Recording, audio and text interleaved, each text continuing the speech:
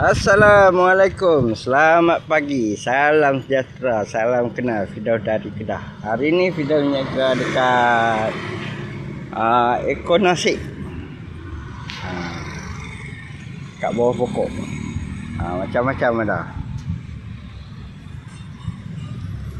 ada cincin, ada yang mineral, ada jeruk remia, ada pelam asam buah stevia, ada salak asam buah stevia, jeruk pelam stevia, jeruk salak stevia, jeruk betik stevia. Lokasi videonya kan. Seberang ni ada kedai buat banner.